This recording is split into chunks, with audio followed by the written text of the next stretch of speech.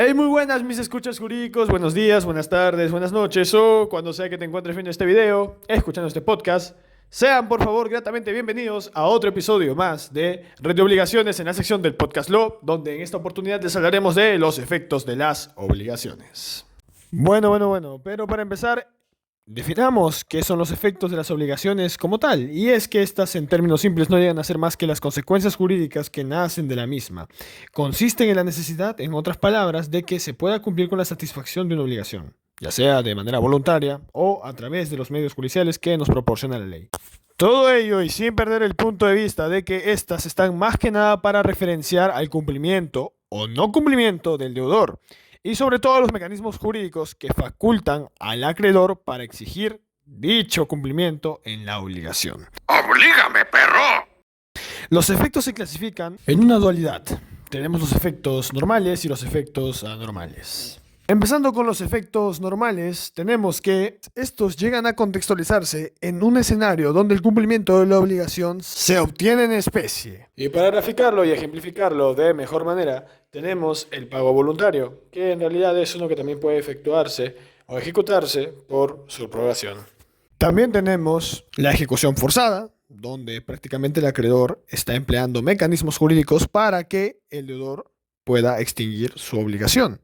Dicha ejecución forzada le va a contribuir al acreedor facultades para que éste pueda ejercer acciones judiciales destinadas a obtener la ejecución de su obligación, lo que nos terminará llevando a un escenario en el que sí o sí se va a tener que requerir de un proceso judicial para exigir dicho cumplimiento. ¡Qué buen servicio! Y ya para terminar, tenemos que hablar de los efectos anormales. Va a dar en un escenario en el que el acreedor extinga la obligación por equivalente. Es decir, que éste tendrá derecho de obtener del deudor las indemnizaciones que le correspondan.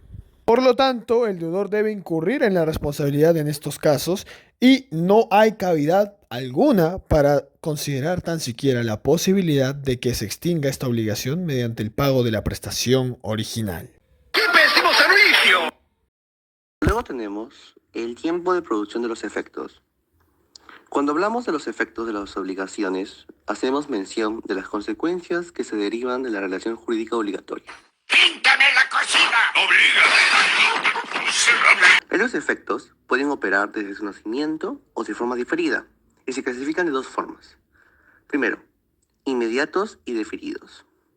Cuando hablamos de inmediatos es porque son aquellos que se producen desde el mismo instante del nacimiento de la obligación, y por ello no están sometidos a modalidad alguna, ya que la obligación es pura y simple. En cambio, en el segundo caso, diferido, porque se postergan en el tiempo, debido a que se someten a alguna modalidad. La otra forma de clasificación es instantáneos y permanentes. Serán instantáneos los que se agotan en una única prestación, por motivo que el pago se realiza en un único momento.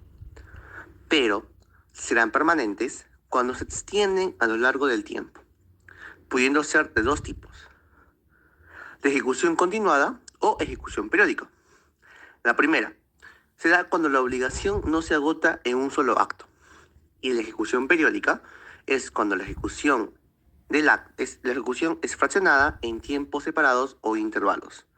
Gracias. Según el Código Civil, libro sexto, sección segunda, efectos de las obligaciones, tenemos el artículo 12.18, transmisibilidad de la obligación, la cual menciona: la obligación se transmite a los herederos, salvo cuando es inherente a la persona, lo prohíbe la ley o se ha pactado en contrario. Es importante también mencionar lo que el artículo 12.19 dice: derechos y acciones del acreedor como efecto de las obligaciones. Ese efecto de las obligaciones autoriza al acreedor para lo siguiente: 1. Emplear las medidas legales a fin de que el deudor se procure aquello a que está obligado. 2. Procurarse la prestación o hacerla procurar por otro a costa del deudor. 3. Obtener del deudor la indemnización correspondiente. 4. Ejercer los derechos del deudor, sea en vía de acción o para asumir su defensa, con excepción de los que sean inherentes a la persona o cuando la ley lo prohíba. El acreedor deudor para el ejercicio de los derechos mencionados en este inciso no necesita recabar previamente autorización judicial, pero deberá hacer cita a su deudor en el juicio que promueva. Es posible ejercitar simultáneamente los derechos previstos en este artículo, salvo los casos de los incisos 1 y 2. Esto es todo respecto a este tema. Espérenos en el próximo video y gracias por escucharnos.